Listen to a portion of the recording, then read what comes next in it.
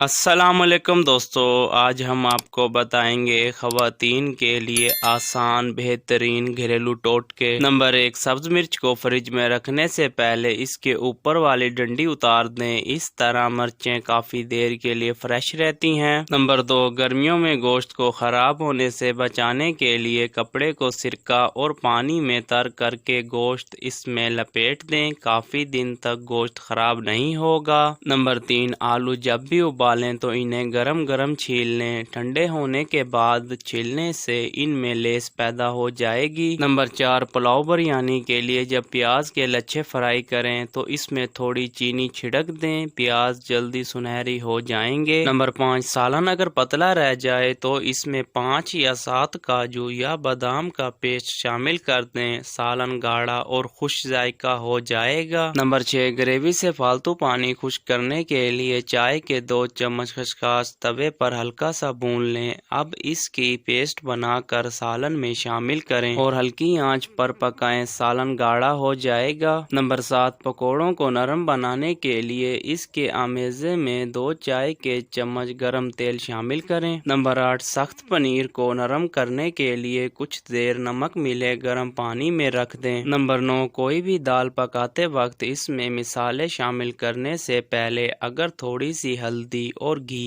یا مکھن کا 1 چمچ ڈال کر کچھ دیر پکا لیا جائے تو بالکل منفرد اور ذائقے دار دال بنتی ہے۔ نمبر 10، مٹن یا بیف جلدی گلانے کے لیے اسے پکانے سے کم از کم 2 گھنٹے پہلے سرکہ، لیمن جوس، اناناس جوس یا ٹماٹر میں میرینیٹ کریں۔ نمبر 11، خالص شہد قدرت کا ایک عطیہ ہے جو کبھی خراب نہیں ہوتا، اگر آپ کو شہد کی رنگت کچھ دھندلی سی یا بدلی محسوس ہو تو اسے 30 سیکنڈ کے لیے مائکرو اوون میں گرم کریں، شہد پھر سے شفاف ہو جائے گا۔ نمبر 12، سوپ میں اگر نمک زیادہ ہو جائے تو اس میں کچے آلو یا سیب کا ٹکڑا ڈال کر 10 منٹ تک ہلکی آنچ پر پکائیں، نمک کا اثر خاصا کم ہو جائے گا، بعد میں وہ ٹکڑا سوپ سے نکال دیں۔ اس کے علاوہ 1 کھانے کا چمچ چینی بھی سوپ میں ڈال کر پکا لیں تو نمک کی کڑواہٹ دور ہو جاتی ہے۔ نمبر 13، مولی یا گاجر نرم پڑ جائیں تو انہیں شیشے کے پیالے میں کچے آلو کے ساتھ رکھیں اور پیالہ برف کے ٹھنڈے پانی سے بھر دیں، دیکھتے ہی دیکھتے سبزیاں تر و تازہ ہو جائیں گی۔ نمبر 14، بیسن میں 2 کھانے کا چمچ چاول کا آٹا ملانے سے پکوڑے خستہ اور لذیذ بنیں گے۔ نمبر 15، باسی چاولوں کو تازہ کرنے کے لیے دیگچی میں پانی ابال کر اس میں چاول ڈال دیں، 1 ابال آنے کے بعد چھان لیں اور دم پر رکھ دیں۔ نمبر 16، پیاز کو کرسپی اور براؤن کرنے کے لیے پیاز کے سلائس کو دہی میں 15 منٹ کے لیے بھگو کر رکھ دیں، پھر فرائی کریں، اس سے پیاز کا رنگ اچھا آئے گا۔ نمبر 17، سوپ بناتے وقت اگر آپ پین میں برف کے چند ڈلیاں ڈال دیں تو تمام چکنائی اکٹھی ہو کر سوپ کے اوپر آ جائے گی اور اس طرح آپ بآسانی چمچ سے تمام چکنائی باہر نکال سکیں گی۔ دوستو، اگر ویڈیو اچھی لگی ہو تو لائک کریں، چینل کو سبسکرائب کریں، اپنا خیال رکھیے گا، ملتے ہیں نیکسٹ ویڈیو میں، اللہ حافظ۔